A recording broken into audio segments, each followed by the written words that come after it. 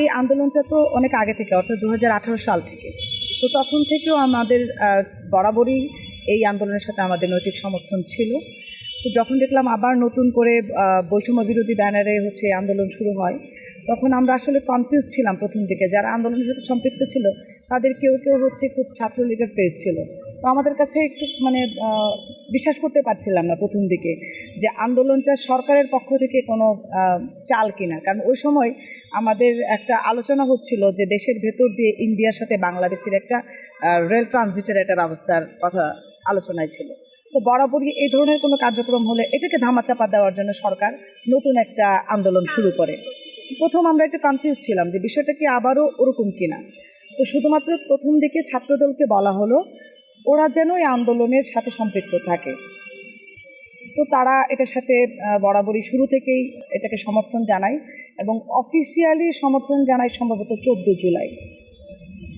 16 জুলাই রাতে যখন আমরা দেখলাম যে পুরো বাংলাদেশের ছাত্রদের উপর হামলা হচ্ছে, তাদের উপর নির্যাতন হচ্ছে, প্রশাসনের পক্ষ থেকে বিভিন্ন ধরনের অত্যাচার তাদের উপর করা হচ্ছে এবং হলগুলো থেকে সবাইকে বের করে দেওয়া হচ্ছে, তখন আমরা যেটা করলাম 17 জুলাই আমরা বাংলাদেশ জাতীয়তাবাদী দল তারেক রহমান 16 জুলাই কিন্তু ঘোষণা দিয়ে দিলেন যে আমরা আসলে এই আন্দোলনের সাথে যেন সবাইকে যারা আছে স্টুডেন্টদেরকে সহযোগিতা করি এবং এই আন্দোলনের সাথে যেন আমরা থাকি।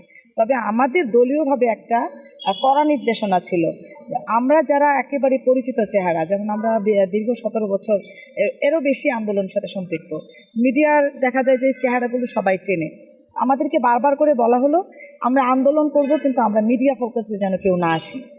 তো তখন যেটা হলো, আমরা এই বৈষম্য বিরোধী কিংবা যে ছাত্ররা ছিল আন্দোলনের সময় আমরা যেটা করতাম তাদের বিভিন্ন ধরনের সাপোর্ট দিতাম, খাবার পানি, বিভিন্ন খাবার দেওয়া, তাদের অন্যান্য যে সাপোর্টগুলো দরকার, পেছনে আমাদের লোকবল নিয়ে তাদের প্রোটেকশনের জন্য আমরা চিন্তা করতাম, কিন্তু সামনে খুব কম আসতাম। সামনে আসার আমাদের একেবারেই নিয়ম ছিল না।